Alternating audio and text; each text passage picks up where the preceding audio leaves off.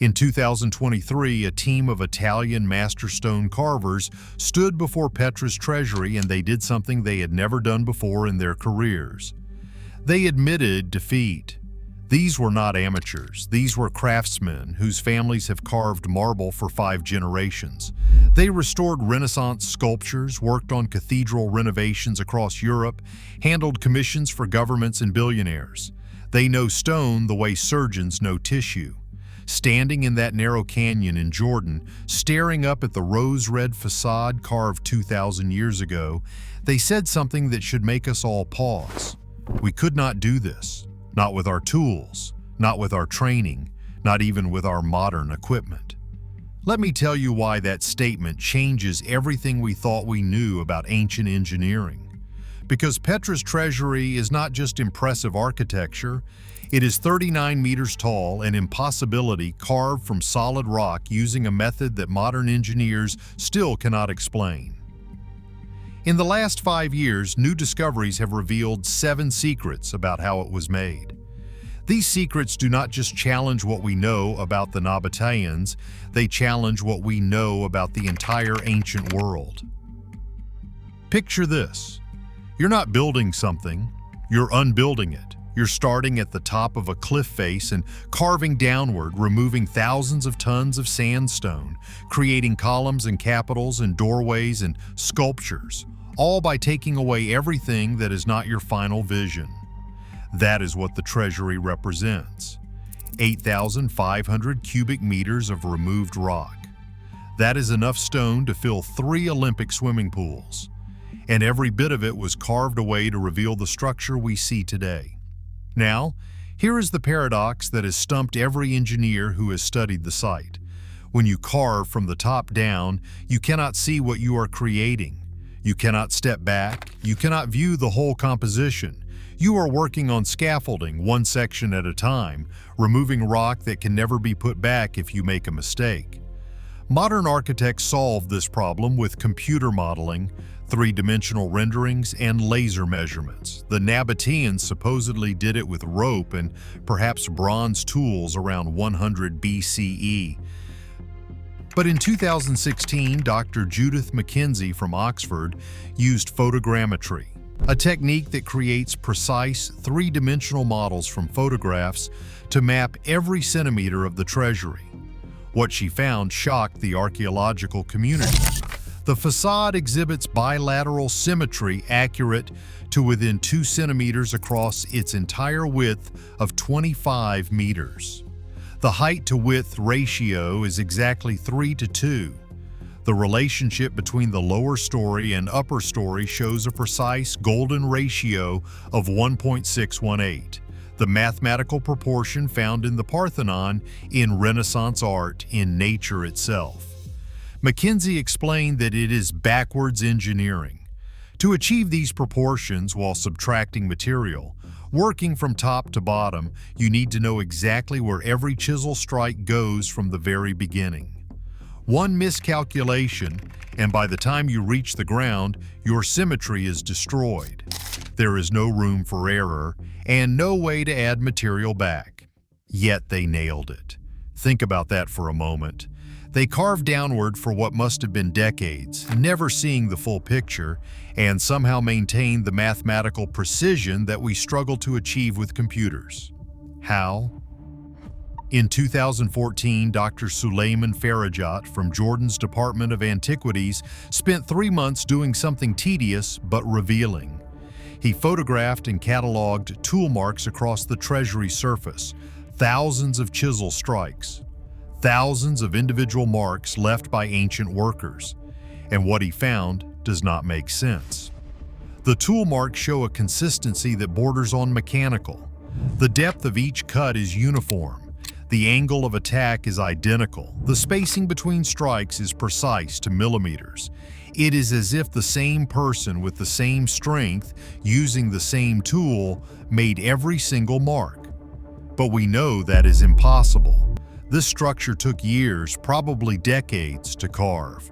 Multiple workers, multiple tools. Fatigue, human variation. Yet the physical evidence shows none of that natural human inconsistency. James Harrell, a stone carver and researcher from the University of Toledo, attempted to replicate these marks.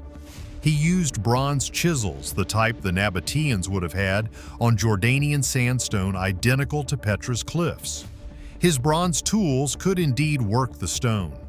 That part checks out. But here is what does not. Harrell reported that the physical ergonomics do not work. You are on scaffolding working overhead or at awkward angles. Your arm fatigues. Your angle changes slightly. You compensate without thinking. We see none of that compensation in the actual carving. Modern stone carvers leave telltale signs of being human, slight variations, adjustments, the wobble that comes from muscle fatigue. Petra's tool marks look machine-made, but the machines that could produce such consistency did not exist. Unless they did, and we have missed it. Now let's talk about how this was supposedly done, because this is where the conventional story completely falls apart. To carve a structure 39 meters tall and 25 meters wide from the top down, you need scaffolding. Massive scaffolding. The kind that spans the entire facade and can support dozens of workers, their tools, and the weight of the wooden structure itself. In 2019, Dr. Patricia McEnany, a structural engineer from the University of North Carolina, ran the calculations. To support a distributed load of workers across a 25-meter span at heights reaching 39 meters using wooden scaffolding, you would need anchoring points capable of bearing 15 to 20 tons of lateral and vertical stress. Those anchoring points would leave marks, substantial marks, post holes drilled into the cliff face, wear patterns where wood rubbed against stone, stress fractures from the weight. You cannot avoid it. It is basic physics. The Treasury's facade shows none of this. Detailed examination of the surface around and above the carved areas reveals clean rock, with no evidence of the heavy structural support such an operation demands. It is like finding a cathedral with no foundation. Technically and architecturally, it should not exist. Some archaeologists have suggested earthen ramps instead of scaffolding. The workers built ramps alongside the cliff, allowing them to carve laterally. Problem solved, right? Wrong. The Treasury sits in a narrow canyon, the famous Sick approach. There is physically no room for ramps of that scale. And even if there were, geological surveys show no evidence. No compacted earth layers, no ramp remnants, nothing. So we are left with a question that has no good answer. How did they reach the upper sections to carve them? About 800 meters from the Treasury, carved into another cliff face, sits something that haunts every researcher who has studied Petra, the unfinished tomb. It is exactly what it sounds like, a rock-cut facade abandoned mid-carving. Workers put down their tools one day and never returned. It should tell us how the carving process worked. Instead, it deepens the mystery. The sections that are completed show the same precision as the Treasury, the same mathematical proportions, the same sophisticated technique. But the unfinished sections reveal something else. The carving did not progress in the way we would expect. Traditional stone carving moves from rough to refined. You remove large chunks first, then progressively smooth and detail the surface. That is how it has always been done. That is how human hands work. But the unfinished tomb shows finished sections adjacent to barely started sections with no gradual transition. It is as if someone traced the outline and then filled in certain areas to perfection while leaving others completely untouched. Dr. Khaled al-Bashiri, a material scientist from Yarmouk University who has studied the site extensively, put it this way. What if these unfinished structures were not abandoned by their original carvers? What if they were inherited projects, attempts by later, less capable builders to replicate something they found but could not fully understand or complete? That interpretation aligns with a pattern across Petra. The most sophisticated structures show no signs of later modification, but the less refined structures, and there are hundreds, often show evidence of multiple building phases and attempted improvements. It is backwards. Technology should progress, not regress. Skills should improve over time, not degrade. Unless what we are seeing is not progression at all, it is degradation, a loss of knowledge. Here is something that should raise every skeptical eyebrow. The Nabataeans left no record of carving the Treasury. None. This was a people who documented everything. They were traders, bureaucrats, administrators. We have Nabataean inscriptions about commercial transactions, tax records, trading routes, religious dedications. Their written legacy is extensive. But for what would have been the most ambitious architectural achievement of their entire civilization, the structure that would have required decades of work, hundreds of laborers, and unprecedented organization and resources, there is complete silence. No inscriptions describing the carving, no dedications naming the king who commissioned it, no documentation of the techniques, the workforce, the timeline, the purpose. Nothing. Compare this to Roman records, where we have exhaustive documentation of major building projects. The Romans bragged. They carved their names everywhere, detailed their engineering achievements, and left administrative records of materials and costs. Compare it to the Egyptians, who covered temple walls with inscriptions about their construction projects, naming pharaohs and architects and even individual workers. But the Nabataeans for their greatest monument? Silence. That silence is telling us something. Either this structure was so commonplace it did not warrant documentation, which makes zero sense given its scale and sophistication, or it was not actually their project to document. In 2016, everything changed. Dr. Sarah Parkak used satellite imagery and ground-penetrating radar to map subsurface structures beneath Petra. What she found, published in the Bulletin of the American Schools of Oriental Research, fundamentally altered our understanding of the site. There are extensive carved chambers, tunnels, and architectural elements beneath the visible city, structures that predate the accepted timeline of Nabataean occupation by thousands of years. Carbon dating of organic material from these subsurface structures suggests human occupation of Petra extends back to at least 7,000 BCE. That is 9,000 years before the Nabataeans, 9,000 years of people living, building, carving at this site. And here is where it gets truly paradigm shifting. 3D laser scanning completed in 2023 by Al-Bashir's team revealed that the Treasury's foundation cuts deeper into bedrock than the visible facade suggests. There are carved chambers beneath and behind the structure that show different tool marks, different techniques, and possibly, according to preliminary geological analysis, different ages of weathering. Al-Bashir explained that what we are seeing is potentially a palimpsest, a structure carved, perhaps recarved, or enhanced over a much longer time frame than we thought. The facade we see might be the final iteration of something much older. Think about what that means. The Treasury might not be a Nabataean creation from scratch. It might be their refinement or completion of something that was already there. Something carved by people we have no name for using techniques we cannot identify. Only 15% of Petra has been excavated. 85% remains buried beneath centuries of sediment. What else is down there? What other structures predate the Nabataeans? What other evidence of sophisticated stoneworking exists beneath our feet? In 2017, Dr. Robert Schoch, a geologist from Boston University, examined the Treasury's erosion patterns and found something that contradicts the conventional timeline. Schoch is controversial in archaeological circles. He is the geologist who argued the Sphinx shows water erosion from a period of heavy rainfall thousands of years before its accepted construction date. Mainstream archaeologists dismiss him. But his geological credentials are impeccable, and what he found at Petra is difficult to explain away.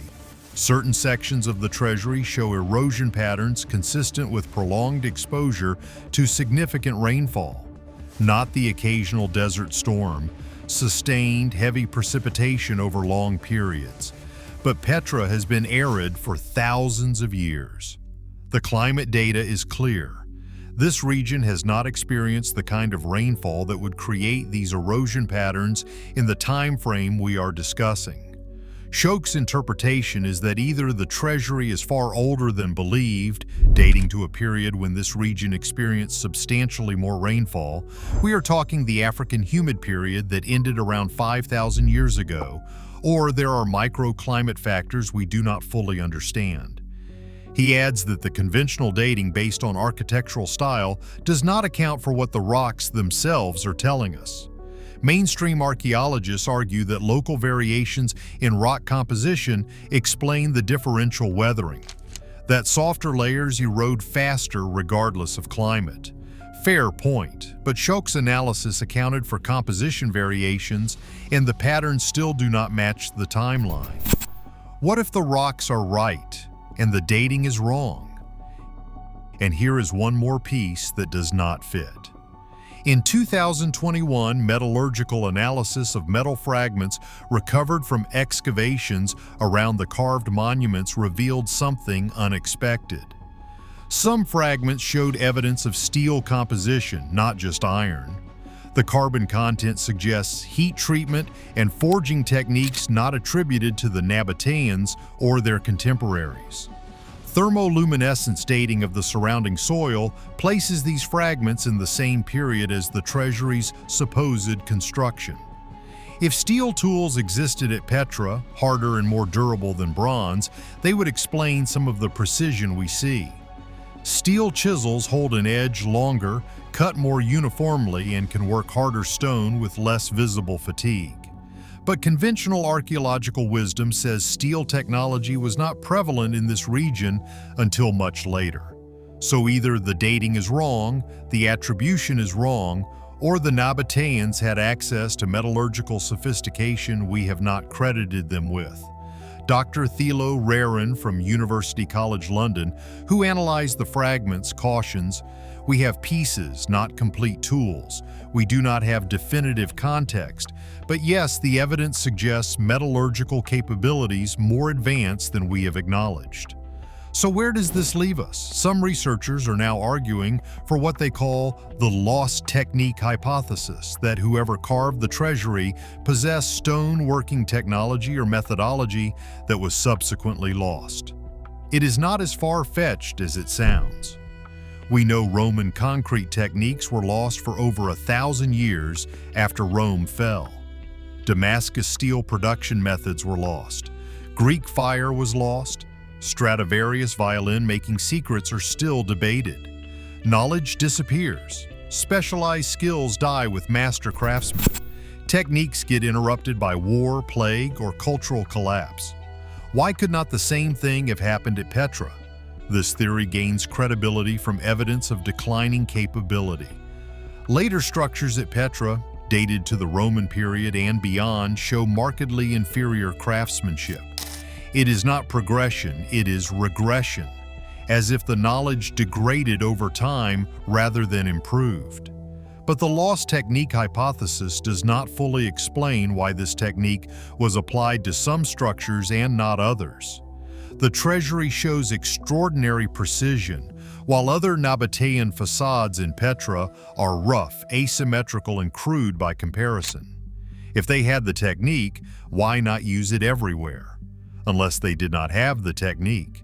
Unless they found the Treasury, maintained it, perhaps enhanced it, but could not fully replicate it. Step back from Petra for a moment and look at the bigger picture. Around the world, scattered across different continents and supposedly unconnected cultures, we find examples of stone carving and megalithic construction that consistently push the boundaries of what we attribute to their builders. The precision-cut granite boxes in Egypt's Serapeum were carved to tolerances measured in microns. The impossibly tight stonework at Sacsayhuaman in Peru, where massive blocks fit together so perfectly you cannot slide paper between them, defies explanation. The carved monoliths at Baalbek in Lebanon, some weighing over 800 tons, stun the imagination. The sophisticated stone spheres of Costa Rica add another mystery. All different cultures, all different supposed time periods, yet all sharing common features. Precision beyond expected capability, techniques we struggle to explain, and massive scales that challenge our assumptions about ancient limitations. Parallel development? Coincidence? Or is there something about our understanding of ancient technical knowledge that is fundamentally incomplete? Right now, as you are hearing this, teams are using LiDAR, ground-penetrating radar, and AI analysis to map the 85% of Petra that remains unexcavated. They are finding more structures, more chambers, and more evidence of occupation that predates the Nabataean period by thousands of years. The Jordanian government, working with UNESCO, has approved new excavation phases that will begin in 2026. They are specifically targeting the subsurface structures beneath the Treasury, the chambers that al-Bashira's scans revealed. What will they find? More conventional Nabataean work, or something that forces us to completely rewrite the timeline? The Treasury at Petra stands as physical proof of something we have lost, whether it is knowledge, technique, or simply honesty about how much we do not know. Modern engineers with power tools, computer guidance, and hydraulic platforms openly admit they would struggle to replicate what ancient carvers achieved. That is not speculation, that is the professional assessment of people who work stone for a living. The conventional explanation, Nabataean workers carving from the top down around 100 BCE using bronze tools and wooden scaffolding, fits the surface narrative. But it does not account for the mathematical precision maintained across 39 meters of height. It does not explain the machine-like consistency of tool marks. It does not address the complete absence of scaffolding evidence. It does not justify the suspicious silence in historical records. And it certainly does not explain the geological and metallurgical anomalies. The alternative, that the Treasury represents lost, sophisticated knowledge, possibly inherited and enhanced by the Nabataeans rather than created by them, fits more of the physical evidence. But it requires us to accept that ancient civilizations possess technical capabilities we have systematically underestimated.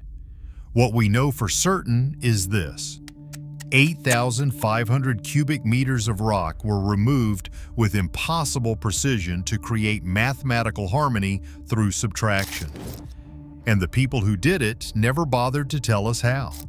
Maybe they assumed we would figure it out. Maybe the knowledge was so commonplace it did not need documentation.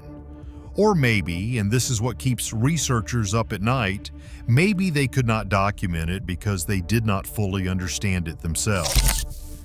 They were maintaining and enhancing something they had inherited, working with techniques passed down through so many generations that the original source was lost to memory. 85% of Petra remains buried. The real answers are still waiting beneath the sand and stone.